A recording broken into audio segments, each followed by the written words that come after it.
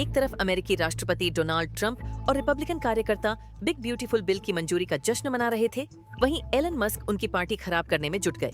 Musk ने हाल में किए एक सर्वे का हवाला दिया, जिसमें पूछा गया था कि लोग उनके अमेरिका पार्टी के विचार का समर्थन करते हैं या नहीं। मस्क ने पोस्ट किया, 2 से 1 के अनुपात में आप एक नई राजनीतिक पार्टी की चाहत रखते हैं और आपको यह मिलेगी। आज अमेरिका पार्टी बनाई गई है ताकि आपको आपकी आजादी वापस दी जा सके। मस्क की अमेरिका पार्टी की शुरुआत डोनाल्ड ट्रंप के साथ उनके बढ़ते विवाद के बीच हुई है। ये पूरा घटनाक्रम राष्ट्रपति के अहम बिग ब्यूटीफुल बिल को लेकर है।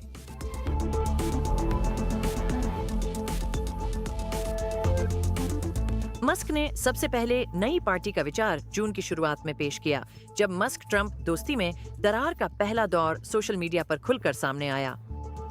सरकारी दक्षता विभाग के प्रमुख के पद से इस्तीफा देने के तुरंत बाद मस्क ने एक्स पर एक सर्वे शुरू किया। वह देखना चाहते थे कि क्या उनके सोशल मीडिया फॉलोअर्स एक नई पार्टी बनाने के पक्ष में हैं या नहीं। 1 जुलाई को मस्क ने फिर से पोल का जिक्र किया। उन्होंने एक पोस्ट में कहा कि 80% लोगों ने नए पार्टी के परिणाम के पक्ष में वोट किया। जैसे ही ट्रंप का बिल सीनेट और कांग्रेस द्वारा पारित हो रहा था, मस्क ने चेतावनी दी, अगर यह बेतुका स्पेंडिंग बिल पास होता है तो अगले ही दिन अमेरिका पार्टी बनाई जाएगी।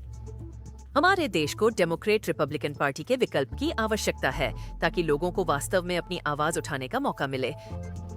4 जुलाई को मस्क ने एक्स पर एक पोल डाला। इसमें उन्होंने कहा, स्वतंत्रता दिवस यह पूछने का सही समय है कि क्या आप 2 दलीय प्रणाली से आजादी चाहते हैं। मस्क की प्रतिक्रिया उनकी वन बिग ब्यूटीफुल बिल के प्रति गुस्से से प्रेरित रही है। इसे वह एक घृणास्पद अपमान तक कह चुके हैं।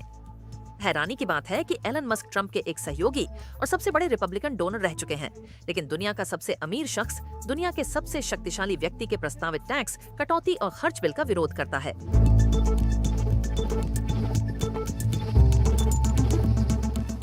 मस्क का दावा है कि लगभग 80% अमेरिकियों की राय डेमोक्रेट्स और रिपब्लिकन द्वारा प्रस्तुत वैचारिक चरम सीमाओं से अलग है, जो एक वैकल्पिक राजनीतिक आंदोलन के लिए संभावना पैदा कर सकती है। मस्क दोनों पार्टियों की कड़ी आलोचना करते हैं। वह मानते हैं कि ये पार्टियां उभरती हुई टेक्नोलॉजी के बजाय पारंपरिक उद्योगों को प्राथमिकता देती हैं, साथ ही बेवजह खर्च के लिए भी जिम्मेदार हैं। इसलिए उनकी अमेरिका पार्टी संभवतः घाटा कम करने, सुचारू नौकरशाही और विकासकारी नीतियों की वकालत करेगी, जबकि इलेक्ट्रिक वाहनों, आर्टिफिशियल इंटेलिजेंस और एरोस्पेस में अत्याधुनिक तकनीकी निवेश को भी बढ़ावा देगी।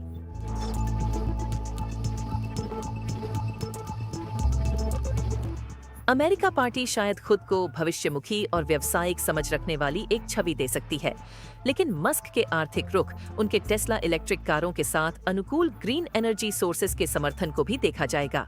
वहीं हाई स्किल्ड इमिग्रेशन जैसे मामलों में ट्रंप वोटर्स को लुभाने में एलन मस्क शायद नाकामयाब साबित हों। राजनीतिक स्पेक्ट्रम के दूसरे छोर पर उनके विवादित बयान और इशारे, जैसे उनका उठाया हुआ हाथ, जो कि एक नाजी सलामी जैसा प्रतीत होता है, उन्हें अधिक प्रगतिशील मतदाताओं की नजर में अयोग्य बना देते हैं।